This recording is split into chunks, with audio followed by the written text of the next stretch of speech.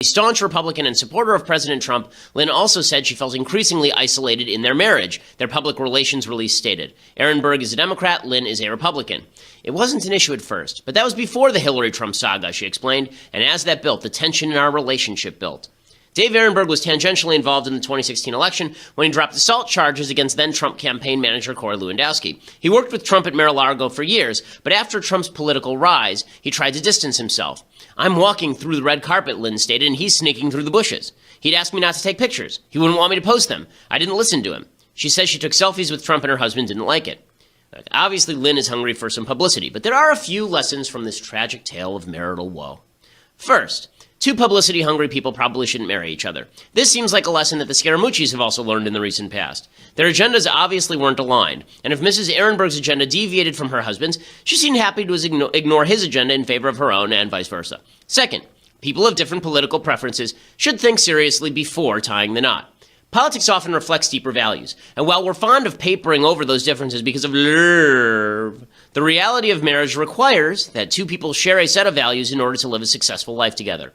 Finally, the Trump era has polarized people in a unique way. That's because Trump himself is polarizing. He's loud and he's brash with 1,000 character flaws that endear him to some and alienate others. People tend to see feelings about Trump as a referendum on character. And that speaks to the problem with treating our politicians as celebrities in general. The point of politics is that we have certain policies and ideas we would like to see promulgated, and politicians are a vehicle for those policies and ideas. The character of politicians only matters insofar as it speaks to the trustworthiness and capableness of the person making promises with regard to policy. But now, policy has taken a backseat to the attitude of politicians. We care a lot more about what our politicians are like and what they say than what we'd like them to do.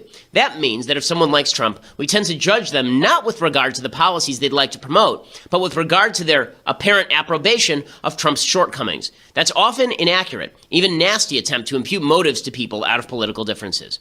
In any case, this looked like a publicity marriage, and publicity marriages don't tend to end quietly outside the glare of the press. I'm Ben Shapiro. This is The Ben Shapiro Show.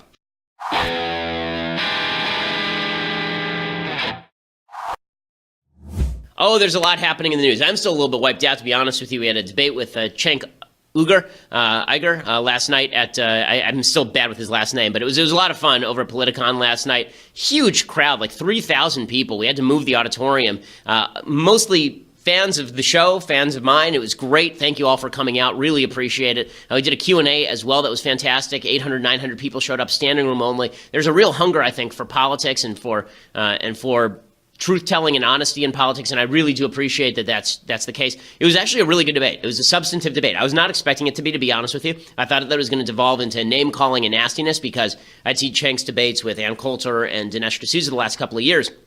But Cenk really did stick to the topics, which is fantastic, and I think I did too, and it was a really good back and forth. I'll let you be the judge of who you thought won, but it was really great. We're going to play some clips of it tomorrow. We're pulling all the clips of it today, so we'll have some material tomorrow. It was fascinating and interesting, and I think really good. I think we need more of those kinds of debates. Also, we're going to get to everything Trump-related, the replacements in the cabinet, where he stands, what happens with tax reform, what's going on with Trump care, a lot to go through there. But before we get to any of that, first, I want to say thank you to our sponsors over at Birch Gold. So, you look at the market right now, a lot of people think the market is in a bubble. The Wall Street has been climbing and climbing and climbing and climbing. And any uncertainty in the market means that there might be a plunge or a collapse. If that happens, you're going to be grateful that you put some of your money in precious metals. This is not to say that you shouldn't invest in stocks or bonds. Go for it. But you should at least have part of your portfolio in precious metals because it is a hedge against inflation, against economic vicissitude, against bad things happening all over the world, which could impact the economy. That's what precious metal ownership is all about. That's why you should go over to birchgold.com/Ben. That's birchgold.com/Ben. You get a comprehensive 16-page kit revealing how gold and silver can protect your savings, how you can legally move your IRA or 401k out of stocks and bonds and into a precious metals IRA with no tax consequences. So that's pretty awesome. Go over to birchgold.com/Ben. They have an A+ rating from the Better Business Bureau, 5-star ratings from countless clients. They're the people that I would trust to invest in precious metals. And again, in any climate, you should have some money invested in precious metals. In a volatile political climate and world climate like we're seeing right now, you should certainly think about putting some of your money in precious metals over at birchgold.com/Ben. Okay, so the big news over the weekend, and we discussed it a little bit on Friday, is that Reince Priebus is gone. So that happened shortly after we filmed our show on Friday. I posted a little Facebook note about it, but the situation surrounding Priebus being ousted was really quite incredible. So Priebus was fired. Apparently, they took him there's still debate over whether he had resigned the previous day. So remember, we have to reverse course for a second. Remember, Anthony Scaramucci was hired as the new White House head of comms, and Scaramucci had designs on being the guy closest to Trump. That meant that he wanted to oust Priebus. So he did an interview on the record with The New Yorker in which he suggested that Steve Bannon wanted to perform anatomically impossible acts upon himself and suggested that Reince Priebus was a paranoid schizophrenic who was always afraid someone was out to get him. It turns out someone was out to get him. A guy named Anthony Scaramucci, as it turns out. And after that interview happened, Trump didn't discipline Scaramucci. He didn't say anything about Scaramucci saying anything bad. He didn't say that that was inappropriate. None of that. Apparently, according to the New York Post, he loved the interview with Scaramucci because this is who Trump is. Okay, Trump is a combative guy who has a potty mouth and really likes when people yell at each other. He sort of finds it entertaining. He really is, in terms of personnel, a lot like the Joker from Dark Knight. You know, break this pool cue. There's only one slot available. Apparently, he was angry at Reince Priebus, this is according to reports, which is just hilarious. He was angry at Reince that Reince didn't fire back at Scaramucci. So he liked that Scaramucci was saying that Reince was a paranoid schizophrenic who didn't have Trump's best intentions at heart. And he was angry at Reince that Reince didn't slap Scaramucci back so he could watch the slap fight, which is just a very Joffrey Baratheon thing to do. I mean, it's pretty incredible. So the next day, Reince supposedly resigns, except that he didn't really resign. He went on a plane with Trump to Long Island, where Trump did a speech to some sort of police event, which was controversial in and of itself. And because Trump said something about how if you're a police officer, you don't be too gentle with suspects, like putting a hand on the top of their head when they get in a car so they don't bump their head. They just killed somebody. Why are you doing that? The left went nuts over that. But in any case, I think that's a bit of exaggerated. I don't think Trump was openly calling for police brutality. But in any case, what happened is that Reince gets on the plane. He comes back on the plane. While they're on the plane, Trump tweets out that Reince has been fired and he's been replaced by General John Kelly. Kelly is the head of the Department of Homeland Security. So Reince says, I resigned yesterday, but that doesn't explain why he was on the plane. So they get out of the plane, and Reince gets in a car with apparently Dan Scavino, who's one of the comms directors over at the White House, as well as I think it was Bannon was the third person. And then Scavino and Bannon get out of that car, get in another car, and drive in the opposite direction, and Reince Priebus just drives off into the sunset. And it really was very much like the scene from The Godfather, leave the gun, take the cannoli. And Reince is sort of left there by himself. So Trump now has to paper this over. So on Friday, he says, Reince is great. I love Reince. Sure, I didn't say anything when people were saying he was a paranoid schizophrenic. Sure, I've been ripping on him paper for months, secretly. Sure, I think he's a doofus, but he's just great, unbelievable, tremendous, go. John Kelly will do a fantastic job. General Kelly has been a star, done an incredible job thus far, respected by everybody, a great, great American. Reince Priebus, a good man. Thank you very much. I love that. John Kelly's a great American. Reince Priebus, he's a dude. I knew him for a little while. Yeah. Okay, so there's a lot of hope in the Trump administration and from Trump followers that now that Kelly, who's a general, is in charge in terms of the White House chief of staff, that there will be a little more structure to this. Because so far we have seen the exit of the National Security Advisor, the firing of the FBI director, Trump attacking his own attorney general. We have seen the ouster of Reince Priebus, and we have seen the ouster of Sean Spicer. That's a lot of turnover. In any organization, that's a lot of turnover. Like here at the Ben Shapiro Show, we've actually had the same staff since day one because we did a pretty good job of selecting our staff. Trump said he had selected the best people. Yeah, hard to argue that when you're firing somebody every couple of months. There was a funny tweet from somebody on Friday. Says, is Trump aware that he doesn't have to fire somebody every Friday? Because the Friday before was Sean Spicer, and then last week was Reince Priebus. And this is one of the reasons why you're seeing his approval rating plummet among Republicans. There's a feeling that Trump is in over his head and that he doesn't actually know what he's doing. The combination of the fact that Trump Care went down in flames last week, even skinny repeal went down in flames, and Trump came into office pledging, this is going to be easy, I'm going to repeal Obamacare, I'm the greatest deal maker who ever was, and then none of that gets done, and he doesn't even really campaign for it very hard. A lot of people were very upset about that. And then you combine that with all of the turnover in his administration, and it feels like he doesn't really know what he's doing. So there's a Rasmussen poll out today. Rasmussen has been the friendliest poll to Donald Trump. He's down to 39% in the Rasmussen ratings. 10 days ago, he was at, 44% in the Rasmussen poll. So he's dropped 5 points, 61% disapproving. John Nolte, who's been a staunch supporter, writes for the Daily Wire. Love John. He and I disagree about a lot of things, but he's a great guy.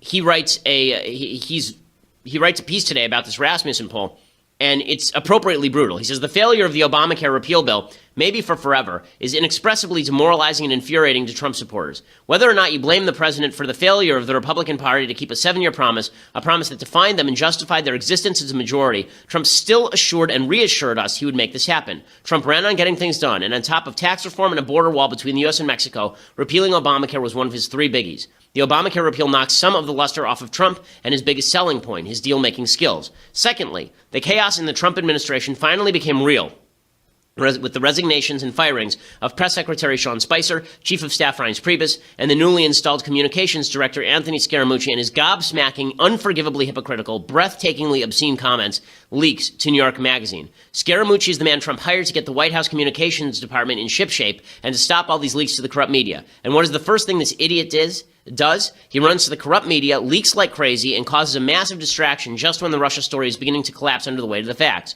Trump hired this man. Trump did. This debacle is on Trump. That's appropriately brutal language, I think, from John Nolte, who's been a strong supporter of President Trump throughout the primaries, throughout the general, and as president. He's getting it from all sides as Trump, and I think deservedly so at this point. He needs to do a better job. Now, one of the things that is frustrating about the way that the Priebus firing was done is he was fired in such a brutal and demeaning manner that when Priebus then went on national TV and said everything's okay, nobody believed him. So he went on national TV and he talked about how everything is just spectacular. It's just great. Did an interview with Breitbart and did an interview with CNN. Here's the one from CNN where he talks to Wolf Blitzer. He says everything has just been, it could not be better. Just unbelievably great.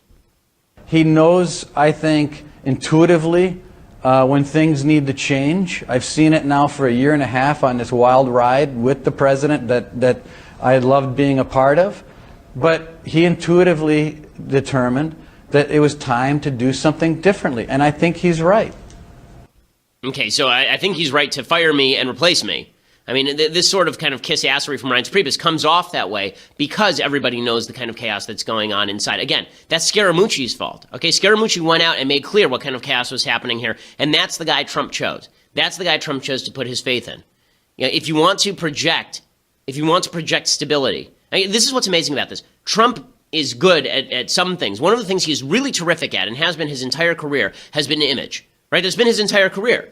Trump actually isn't that great at real estate, but he is fantastic at image, right? Scaramucci too. Scaramucci isn't that great at investing, but he's fantastic at image, right? Scaramucci's the kind of guy who spent $100,000 to get a cameo in Wall Street too. Really, he dropped $100,000 to the company, to the studio, so he could get like a 5-second cameo in Wall Street too, one of the biggest bombs in recent history. It's all about image creation for Trump. If you want to create the image of a president who's in charge, knows what he's doing, this passive-aggressive tweeting and then sending out your director of comms to talk about how Steve Bannon wants to suck his own clock, that does not actually forward the agenda in any real way.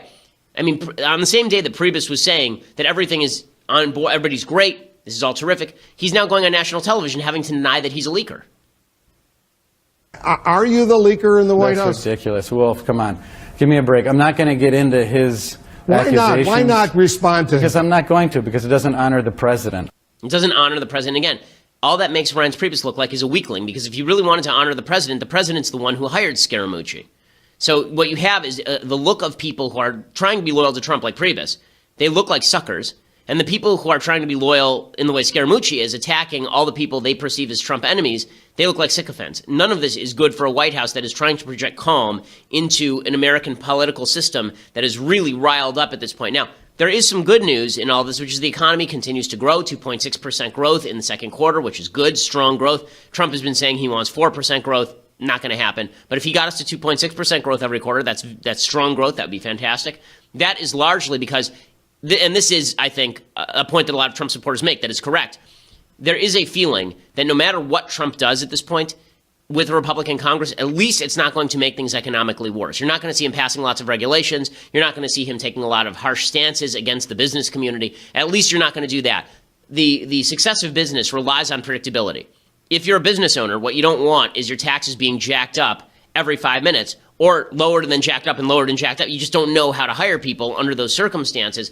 Trump, even his incompetence, provides a certain level of stability because you know that nothing is going to get done. So you may as well assume the system that's in place now is the system that's going to be in place 6 months from now. But in terms of foreign policy, this does have some real ramifications, which I'm going to talk about in just a second. But first, I want to say thank you to our sponsors over at Realty Shares. So if you are looking into investing, and one of the places you want to invest is in the real estate market, but you don't know that much about investing in the real estate market, you should take a look at Realty Share. So what Realty Share does is if you're an investor who wants to get into real estate, but you don't really have tons of capital, you don't have like 50 grand lying around, but you have $5,000 lying around and you qualify, they give you a list of projects in which you can invest. They look at the projects, they vet the projects, and then they will allow you to invest along with other people. Basically, you pool your money and you get involved in these much bigger real estate projects. If you want to use your money to make more money, the best thing that you can do is invest it. I mean, leaving your money sitting in the bank is a complete waste of time and money. You should be taking it out. You should be using it to build business.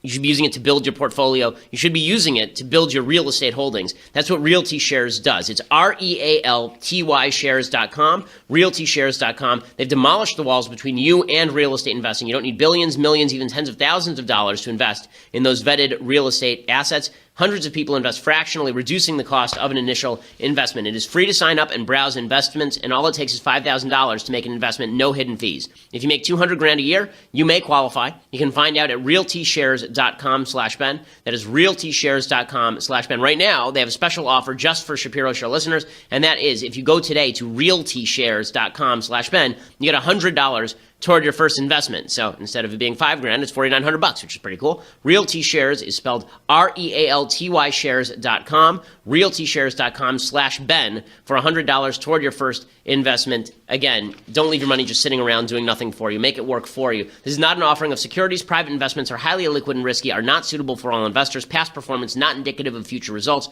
Securities offered to accredited investors through North Capital Private Securities, member FINRA SIPC. Okay, so go over and check it out, realtyshares.com/Ben. Okay, so as I say, the chaos, when it's being shrugged off, but there's just more evidence of chaos, it makes people feel discomfited. We've heard now for well over a year that there was going to be a reset at some point that was going to make people feel solid. First, the reset happened with Bannon, and Bannon did a pretty good job with the campaign. As much as I dislike him personally, you got to give credit where credit is due. He did a good job with getting Trump under control for a lot of the campaign. And then after the election, after Trump was mouthing off, there was a feeling, oh, he's assembling this fantastic cabinet, and they will keep him under control. And then he starts firing people in his cabinet. And now, again, we're getting the same routine. Now, John Kelly is coming in, and now he's coming in as a strong replacement. Finally, things will be under control at the White House. Here's John Carl from ABC News making that case. He comes in as a much more powerful chief of staff than Reince Priebus ever was. If you remember, Martha, when Priebus became chief of staff, he was announced along with Steve Bannon as the chief strategist, with Jared Kushner as a senior advisor. Now, the power of all three positions, theoretically at least, will reside with General Kelly. He will have authority that Reince Priebus never had. But as you know, the issue throughout these first 6 months is that the real chief of staff in that White House has been Donald Trump. So the question is whether or not he will truly cede that authority to General Kelly and if he'll listen to him. So that is the question. Apparently, General Kelly was told by his wife, do not take this job, do not do it. And the early rumors were that everything was going to run through Kelly now. And then immediately within an hour, that was debunked. Immediately, there were people saying that Scaramucci would not report to Kelly, he would report directly to Trump. Once you have many channels of communication to the top of the line, you got a problem. Okay, at our company, I wouldn't even let Mathis talk to me. No, that's not true. But the fact is that we do have a line of communication when it comes to serious personnel issues, for example. You go up the chain. This is true at any company. Okay, the idea that you can have everybody going to the boss with everything leads to chaos inside the administration. This is an administration that needs solidity right now because they are not getting a lot of policy wins. And so the feeling of chaos has ramifications. One of those ramifications is that you are seeing America's enemies feeling emboldened. There are a couple of things that have happened in the last 2 weeks that make America's enemies feel like they might be able to get away with something. The first thing I think that happened is Trump attacking his own attorney general but not firing him. I actually think that it's not just the attacks on Sessions that are bad, but if you are going to attack your own AG, you need to fire him. Okay, you need to demonstrate that you are a strong guy, not a weakling who just whines about the people he works with. Okay, I don't go around the office whining about the people who work for me. If I don't like them, I fire them. That's what bosses do. Okay, if Trump is the biggest boss in the world, which he is, then if you are Trump and you don't like your AG and you keep him around, that makes it look like you do not have a credible commitment to actually carry through your commitments. That's why Vladimir Putin now starting to get aggressive. He expelled, I think, 755 American diplomats over the weekend. North Korea fires off another missile. They say this is an ICBM that is capable of hitting large swaths of the United States. We're seeing America's enemies begin to get more aggressive. And here's the question. Is this a White House that is prepared for disaster? Is this a White House that is prepared for bad things to happen? Remember, with all the chaos, with all the tumult, with all of this happening, nothing externally bad has happened to the Trump administration. The economy has been very solid. The economy has been very strong. On the foreign policy sphere, no major moves have actually been made. Vladimir Putin is not making major moves yet. China is not making major moves yet. Everybody was trying to figure out, is Trump bluffing, or is Trump really a crazy guy who might do anything? After Syria, after Trump hit Syria with a missile, there was a feeling like, we just can't predict this guy. He might go nuts and he might fire a missile. Now it looks more like what Trump is actually very predictable. He's not unpredictably crazy, which might actually be a good thing. This is one of the cases for Trump on foreign policy. But he might actually be super predictable. That is, he has a knee-jerk response to aggression, which is he fires a missile, but then he chickens out. Then he decides, you know what? I can't do anything here. I don't want to risk my own image and political capital to do anything. And you could see America's enemies start to take advantage. That's why Mike Pence was flying over to a lot of the NATO countries, trying to reassure them that they were protected from Putin. If I were a NATO country right now, I would be a little less sanguine about the prospects that President Trump would intervene should Russia start to actually get aggressive in any serious way. Trump is the image of the presidency matters. That's why people elected Trump. They elected Trump to be the image he was on TV, the strong, powerful leader, right? This is still his image according to polls, the strong, powerful leader who's effective at what he does. Right now, he has not been effective. Right now, he does not look strong. Right now, he looks like he is presiding over a chaotic household. He looks like a stepfather in a chaotic household where no one knows where dinner is coming from the next night. That is not what you need from the President of the United States. It has some predictable effects for healthcare as well. We'll talk about that in just a second. But for that, you're going to have to go over to Daily Wire and subscribe. So for $9.99 a month, you too can be a subscriber. Over at the Daily Wire, you get the mailbag, you get the rest of the show live. We are not just an audio show, we are a video show, so you can see the show. You're going to want to see the rest of today's show, but you're really going to want to see tomorrow's show because I'm going to show clips of my debate with Cenk yesterday, which was just great. You're going to go over and subscribe. You get my show. You get Andrew Klavan's fantastic show live on video. You get to be part of his mailbag. You get the Michael Knowles show, which premieres today, God help us. And we'll find out how that goes. But you can see the disaster unfold in real time if you subscribe right now at $9.99 a month. Or you can get the annual subscription for $99 a year. For $99 a year, it is not just that you get all those other things, as well as the website ad-free. You also get this magnificent, incomparable, unbelievable, spectacular leftist tears tumbler, etched in beautiful silver from Daenerys Targaryen's dragons, right here onto the tumbler. It says, leftist tears, hot or cold, is something that you will treasure forever. It will, in fact, as I've said before, if ever again Indiana Jones has the capacity to choose a cup from among many to be the Holy Grail, even though he knows his face will melt off if he chooses the wrong one, he would be unable to not choose this particular leftist tears tumbler. So you can get that for free when you subscribe. Get an annual subscription for $99, or just listen later at iTunes or SoundCloud. Leave us a review and subscribe. We always appreciate it. We are the largest conservative podcast in the nation.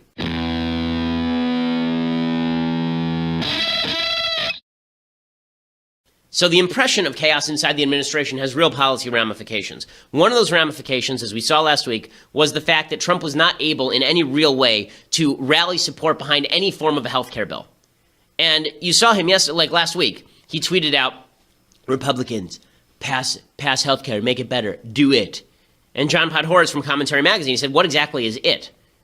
And I tweeted back, it, John, it. And that's sort of the problem. You don't know what it is. So when Trump supports something, you don't know what it is that he is supporting.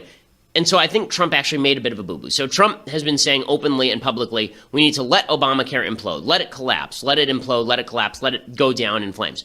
He's actually not wrong. Okay, Obamacare is a crappy scheme. Obamacare is a garbage scheme. But the idea that you are going to let Obamacare implode, that's something you don't say out loud. That's something you say in strategy sessions. So to give you a point of contrast, go back to 2013. Ted Cruz says we're not going to fund Obamacare from the congressional side, and we're not going to pass a budget that includes funding for Obamacare. And Obama says, fine, I won't sign a budget that doesn't include funding for Obamacare. So what does Obama do? Right, the government shuts down, and it turns out when the government shut down, nothing bad happened. Everyone was pretty much okay. The zombies did not wander the streets. There was no foreign invasion. Members of the military were still getting paid. Everything was still basic. Social security checks were still going out. Everything was still basically working because essential services still run in a government shutdown.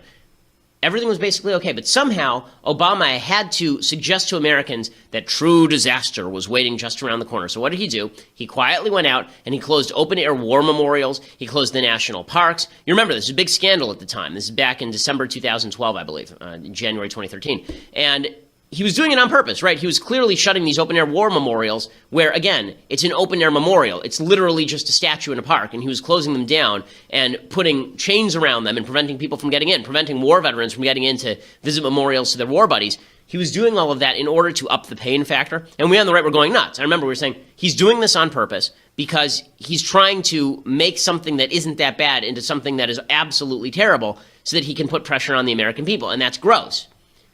He got away with it because he was smart enough to recognize that he couldn't openly say that. Now imagine how that would have gone if he had said that. If he had said, listen, we're in the middle of a government shutdown, and in a government shutdown, I understand things aren't that bad, but I'm going to make things worse. I want you to feel the pain. And if you feel the pain, I think that you will be more likely to support my agenda. It would have undercut his agenda, right? We all would have gone, that's kind of a douchey thing to do, right? Like, we all would have said, that seems kind of yucky. So that's what has to happen with Obamacare. So what Trump really should be doing right now, he should be saying, look, the Obamacare structure is unworkable. We're seeing in many, many states, Obamacare exchanges don't have even a single provider. The individual market is being crushed by the weight of these regulations. And President Obama was signing over illegal subsidies. He was trying to buck up he was trying to fill in the gaps in his own crappy plan by doing something illegal. And I don't care what the Supreme Court has to say about this. There's nothing in Obamacare that allows me legally to give funding to these insurance companies. And so I'm not going to give funding to these insurance companies. If states want to fill in the gaps, that's their business. But Democrats need to relieve the regulations. If the prices are going up, that's because I am unwilling to cheat. I am unwilling to spend money that is not allocated by law in order to prop up a Democrat's crappy system. I'm not going to do that because that crappy system is foreclosing us from having a better system. And if Democrats want this system to continue sucking, then it's on them. It's not on me. I'm just following the law as it's written. And I'm not going to participate in bailouts just because the Democrats want me to. So that's what he should say. Here's what he actually says, which is saying what his actual strategy is, maybe in his own head. Now, the last part, by the way, everything I just said is true, right? That wouldn't even be him lying. All of that is true. But instead, here's what he says. Women of ICE are turning the tide in the battle against MS-13. But we need more resources from Congress, and we're getting them. Congress is actually opening up and really doing a job. They should have approved health care last night, but you can't have everything. Boy, oh boy. They've been working on that one for 7 years. Can you believe that? The swamp. But we'll get it done. We'll get it. I said from the beginning, let Obamacare implode and then do it. I turned out to be right. Let Obamacare implode. Okay, when he says that, it sounds like he is now taking ownership of Obamacare imploding, right? That's like the case where, okay, there's a person who's drowning in a river. And you say, okay, well, how can we save that person? There are two ways to save the person. One is there's a person who's a better swimmer than you, and you need to incentivize that person to go swim. So you say, listen, I can't do it, right? I'm not capable of actually saving that person. I can jump in the river, but I can't save that person. There's no way for me to save that person. You should go do it. Or we can work together, and we can go out there together and try and save that person, right? Or what you could do is you could say, let him drown. Let him drown. The problem with the PR for let him drown is it sounds like you're okay with letting people drown, right? And this is what Democrats are going to do. This is a campaign ad for Democrats.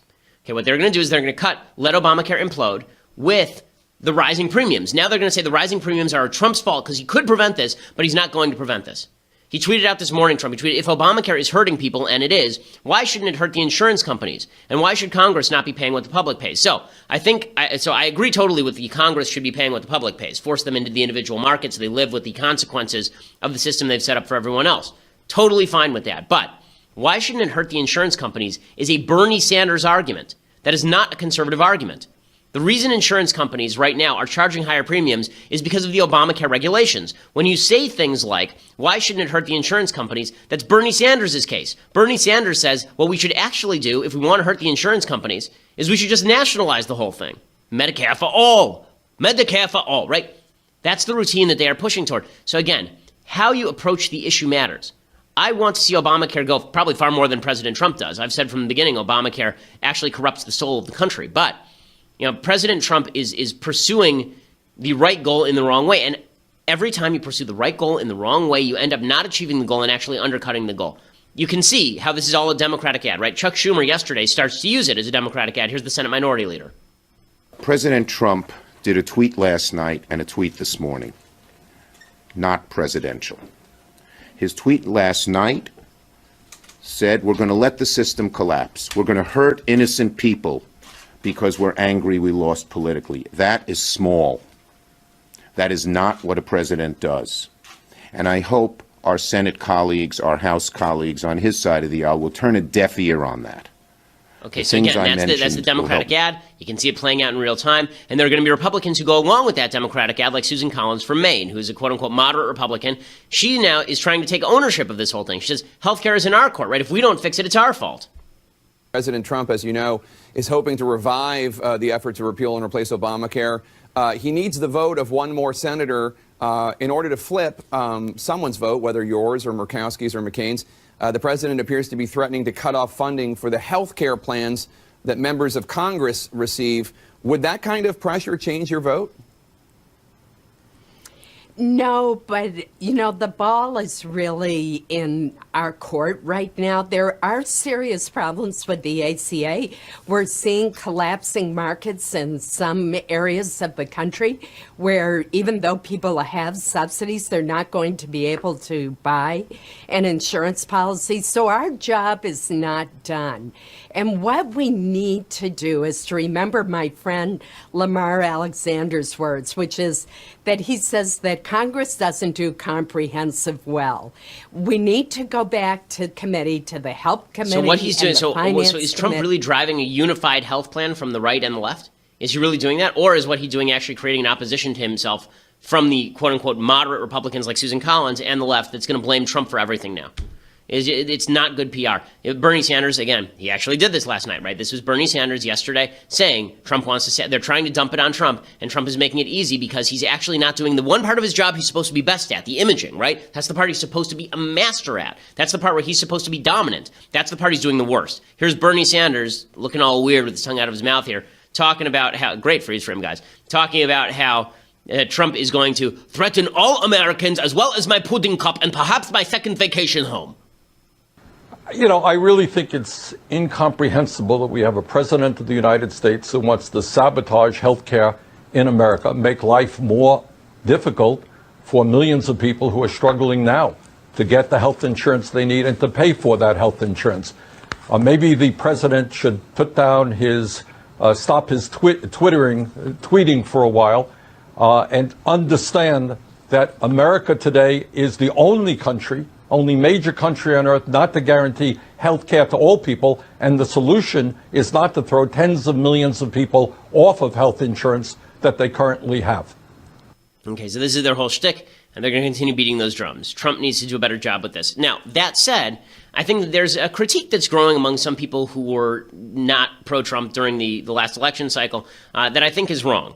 And I think it's actually wrong-headed. It's kind of interesting. So John Kasich says that because of John Kasich, God help us, John Kasich, the current Ohio governor, a raisin in the sun, John Kasich, talking about how Trump's first 6 months have him worried for the country. I'm worried about our country, obviously, Chris. And here's the thing. The White House is an amazing institution. It has great power. But when I think about the people who have been able to lend voice to amplify that power, what we need, and I think perhaps the president can get there, I sure hope so, is sort of the sense of unity, of hopefulness, not of division, but of lifting. And I think we're not seeing enough. We're not seeing that right now. Okay, so he's very critical of Trump. He's always been critical of Trump. He also looks like a wadded piece of paper that went through your pocket in the wash. In any case, John Kasich doing this routine, he's just discouraged by the state of the country. Jeff Flake did the same thing in Arizona. He says the GOP has lost its way. We may have lost what we were supposed to be. I think similarly today, the party has lost its way. We've given in to nativism and protectionism. And I think that if we're going to be a governing party in the future and a majority party, we've got to go back to traditional conservatism, limited government, economic freedom, individual responsibility, respect for free trade. Those are the principles that made us who we are. Okay, so I agree with his basic principles, but the idea that the party is given into nativism or any of this stuff, I think that's an overread into what 2016 was. Listen, I've worried about this stuff too. I've talked about it repeatedly. I've said that I think that, the anti-trade tendencies of the Republican Party, they're playing follow the leader. But what I'm actually seeing, and it's encouraging to me, is I'm seeing that there are still people with whom I disagree on a lot of this stuff, who still have standards for Trump. And that is a big thing. That's a big thing. Because the fact is, either your standard is going to be the man or your standard is going to be the principle. Now, your principles may differ from mine, but at least if your principles are still there, then we can argue about the validity of the principles. We're not just arguing about Trump the man. I don't care about Trump the man. Trump the man doesn't matter to me. As I've said before, politics used to exist on the basis of principles, right? There was a right-left spectrum. It was the x-axis on politics, and it was from right to left. You know, if I was all the way out here on the right. Now, there is a y-axis, and that is Trump. And people now judge each other based on whether they are pro-Trump or anti-Trump. Because I'm at a 0 on pro-Trump or anti-Trump, sometimes he's great, sometimes he sucks. I don't care. You know, I'm still all the way out to the right here, but because I'm 0 on the Trump scale, there are a lot of people who tend to think that I'm moderate, which is bizarre because I'm the most right-wing person that I know.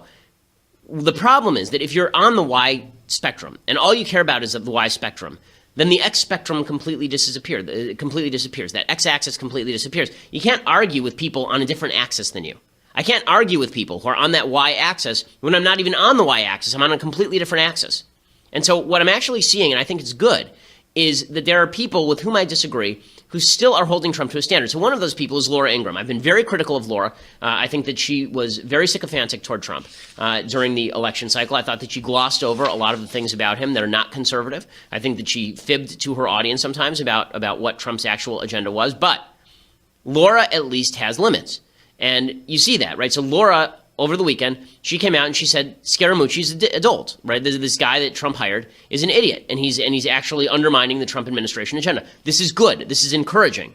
Tucker Carlson, Newt Gingrich, they're starting to say the same things. That means that there is some standard. Again, I may not agree with their standard. I may think that they waited until too long to get upset about what Trump is doing. But at least it means that there is still a rational debate that can be had along that x-axis. Because I can have a discussion with people who differ from me where they are on the x-axis. I can't have a discussion with people who just want to talk about why Trump is God or why Trump is Satan. That's not a conversation that's worthwhile having. Here is Laura Ingraham, basically, for once, being critical of President Trump. And I think this, I'm sorry, I like Scaramucci. I think he's really talented. But this episode is humiliating to the president. I think it ultimately humiliates him. It does not serve the communication of this agenda well. I'm probably going to tick him off by saying it, but I say it out of deep love and affection. Not helping his agenda at all. So you can see that Laura's still trying to cater to people who are all the way up here on the Y spectrum, but she at least has a breaking point. If you have a breaking point, you can be part of the political conversation. If you don't have a breaking point, if you'll stand for anything, or if you'll stand for nothing from Trump, then you're not part of a rational political conversation. You're either part of a pro-Trump cult or an anti-Trump cult, and I'm not interested in having a conversation with either of those things. Okay, before I get to things I like and things I hate, first, I want to say thank you to our sponsors over at Skillshare. So, you live in a very fluid world with regard to the job market. It's not like you can be in a job for 20 years and expect that you're never going to increase your skill set and that you're never going to get better at your job, and you're just going to stay there for 20 years, you know, working in the same rivet. That's just not the way the economy works anymore. My mom worked at a film and TV company for 20 years. Even she has moved through a series of jobs more quickly now because the turnover in the job market is just that much faster. That's why you need to be constantly and consistently updating your skill set. You need to be learning new skills. You need to be making your resume longer and better. You need to be getting better at things. That's where Skillshare comes in. So Skillshare.com is a service that gives you 15,000 classes in design, business, and more. You can learn everything from logo design to social media marketing to street photography. They have entrepreneurship, branding, web design, public speaking. They have illustration and watercolor and hand lettering and calligraphy. I've watched some of their tutorials on things like Adobe Illustrator, and it's really edifying. It's great. I mean, it means that I now know how to do something that I didn't know how to do. They're all 15-minute courses that allow you to learn about, I think they're actually rather 45-minute courses that allow you to learn about all of these various topics, and you can increase your skill set on a routine basis, making you more attractive to employers and making your capacity to do things much, much richer. Skillshare.com right now is giving my listeners a month of unlimited access, absolutely free. Go to Skillshare.com/Shapiro to redeem that free month. Again, that's Skillshare.com/Shapiro to redeem that free month. Go over and check it out, Skillshare.com. I've taken several of their classes, actually, and they're all terrific. Skillshare.com/Shapiro. Redeem that free month, increase your skill set, make yourself a better employee and a better hire, or learn the skills that you need to launch your own business. I mean, who knows? Skillshare.com/Shapiro. Okay, time for things I like and things I hate. So, things I like. I'm obsessed with the mooch. I will be honest with you. I think the mooch is the greatest thing that I have ever seen in politics because what the hell? I mean, just like, what in the world? And as I said on Friday, one of the problems with the Trump administration and one of the glories of the Trump administration is that if you duck out of the room for 5 minutes to take a dump, you miss 3 news cycles. Scaramucci has contributed to this in magical ways. I do love a man who called his book something like Jumping Over the Rabbit Hole, and then said that he did that as a reference to Lewis and Carroll. Not Lewis Carroll, Lewis and Carroll, you know, like the explorers of the Northwest, Lewis and Clark. But in any case, it's pretty amazing. Scaramucci's just a joy. And since I now root for entertainment, not just policy victory, I'm starting to give up on policy victory, unfortunately, because I don't see this Congress being effective, and I think this president needs to get his act together. Now that I root only for entertainment, Scaramucci must stay. It is imperative that Scaramucci remain as part of this administration, no matter how many times he says that other administration officials are attempting to perform bizarre sex acts on themselves, from SNL skits with Will Ferrell performing yoga. In any case, I've decided to do a whole series of references to Scaramucci this week in honor of the new White House communications director. Now, this one is basically 8 versions of Scaramucci in a suit. It is Wall Street, starring Charlie Sheen. In the 1980s, Oliver Stone had a series of films that were really quite good, like back-to-back in the 1980s. This is the film that he made directly after Platoon. And, of course, has become famous for Michael Douglas's terrific performance as Gordon Gekko. Here's some of the trailer. This is Okay, heavy, it's a very, very leftist film, obviously. The take on Wall Street is that Wall Street is all based on insider information, which is not true. First of all, there's a good libertarian argument that insider information should actually be legal. The reason that they say this is because they say that otherwise what you end up with is that the public actually has less information generally. You could follow a few key players, and if you just followed what the investors were doing who actually are at the company, you'd immediately know something was going wrong at the company and sell your stock. So it'd actually be more transparent. This is the case made by libertarians. I think it's actually a pretty strong case, economically speaking, that insider information shouldn't be barred because people are going to do it anyway. And in fact, the people with the ultimate insider information are people in Congress who know which legislation is going to be passed impacting the economy. In any case, it's a really cynical take on Wall Street that is far too broad. The truth is that the vast majority of stock pickers do not actually outperform the market. One of the great myths of stock picking is that if you invest your money at Goldman Sachs with a particular trader, that guy's going to be just a wild success for the next 10 years. The number of people who have been wild successes, who outperform the market, who pick stocks, just they're great at picking stocks, really, really low. The market is highly transparent, and it is very difficult to beat the market. The idea that you can just beat the market is you may do it on a one-off basis, but doing it repeatedly is nearly impossible. But the film itself is really good, and it's funny because Gordon Gekko is supposed to be the villain, but his greed is good speech, which is basically sort of an Ayn Rand take on economics, not a bad summary of Ayn Rand's objectivism, and actually true. One of the things that's really funny about this is that they make out this movie. I could do a whole shtick about the economics of this movie, but they make out the unions as the great winners in all of this. Okay, the unions in this case, one of the things that happens in this movie is that the union, which is run by Charlie Sheen's dad, Martin Sheen in the film, is trying to bargain with an airline. The airline is losing money, and the unions are still trying to claw for their piece. Now, he makes the unions a lot more conciliatory than they actually are in real life. But Gordon Gekko looks at this and he says, okay, well, I'll buy the airline. I'll gut the airline. I can sell it off for pieces. It's cheaper to do that, and I'll make more money that way than bargaining with these unions. And instead of you saying, well, maybe the union should cut a better deal with management in order for them to operate an airline at a competitive price, right, and stop losing money, it makes you feel like he's the bad guy for coming in and buying a company and then redistributing the airplanes, basically selling the airplanes to more efficient companies. But from the perspective of the consumer, what Gordon Gekko does is better from the perspective of the consumer than what the union is attempting to do in Wall Street. It's an interesting counter. Like if you watch it and then do the economic counter to it, it's actually a really interesting analysis. But it's kind of cool. Oliver Stone, who is a complete nutjob, is a super talented director. He made Salvador with James Woods, which is a very good movie. The next movie he made was Platoon, which is a very good movie. The next movie he made was Wall Street, which is a very good movie. The movie he made after that is Talk Radio, which is a very good movie. And they made Born on the 4th of July, which I'm not a big fan of, and The Doors, which I'm not a big fan of. They made JFK, which again is propaganda, but it's a very good movie. Talent, as Andrew Klavan likes to say, talent falls equally on the good and the evil. Oliver Stone is not a good man. He's backed for years the Hugo Chavez regime in Venezuela, which is now garbage. But it's pretty. He is a talented filmmaker for sure. Okay, time for some things that I hate. Okay, so first thing that I hate, there's this run-in between Chris Christie, the governor of New Jersey, and a Cubs fan. There's a Brewers-Cubs game, and Chris Christie's getting a lot of crap for this. But that does not seem appropriate to me. Here's what happened. Appreciate that. What did he say to you? Huh? There was a Secret Service right here. What did he say? I don't know. You want to act like a big shot? So that Cubs fan basically got owned by Chris Christie. So as Chris Christie was walking through, the Cubs fan started heckling him. He yelled his name. Apparently, the guy said, I yelled his name and told him that he sucked. I called him a hypocrite because I thought that it needed to be said. Again, I think it is one thing for Chris Christie to catch a ball at a Mets game, which I liked last week, and then he got booed, which I thought was just generally hilarious. But don't, harass the guy on a personal level, okay? As somebody who is in public a lot, it would be very irritating to me if you just heckled me on a personal level. I'll live with it. It's fine. It comes along with the territory. But for people to be getting all over Christie because Christie went to him and said, you're a big shot before walking away from the fan, I can't get on Chris Christie's case for that. I really can't. And people are all over him for it. Not so much. Okay, the other thing that I hate today is J.K. Rowling. People are so eager to nail Trump that they are just saying things about him that are plainly untrue.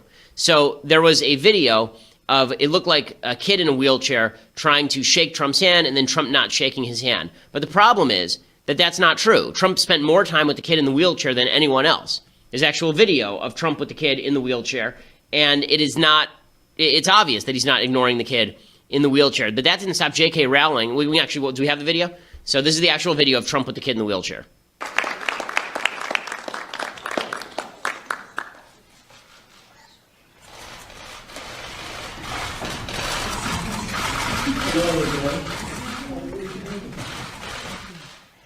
So there's that cute little kid in the wheelchair, and people were trying to suggest that Trump was ignoring the kid. The kid wanted a handshake. First of all, the kid's like 3. Kids who are 3 don't handshake, really. But he was really nice to the kid. J.K. Rowling didn't stop her. Again, when you are a big-name author in a different field, you feel the need to be a jerk, I guess, like Stephen King or J.K. Rowling.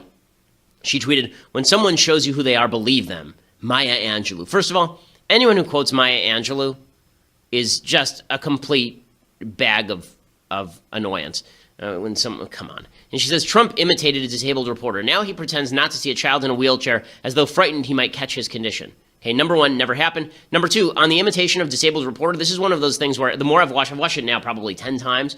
Do I think it's good? No. Do I think that he was obviously imitating the reporter? I don't think it's perfectly obvious at all. Because Trump does his imitation of people he doesn't like the same way every time with the this and the weird voice. But in any case, she says this monster of narcissism values only himself and his pale reflections. The disabled, minorities, transgender people, the poor, women, unless related to him by ties of blood and therefore his creations, are treated with contempt because they do not resemble Trump. My mother used a wheelchair.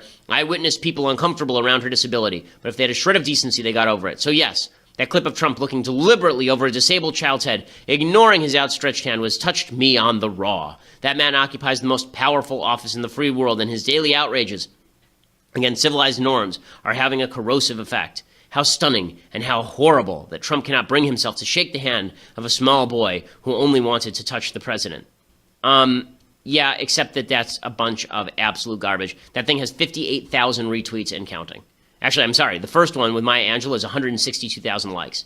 So it just shows you how eager people are to confirm their biases about particular people, including Trump. Listen, you can be critical of Trump. I'm highly critical of Trump. But that does not mean that you get to make crap up about him.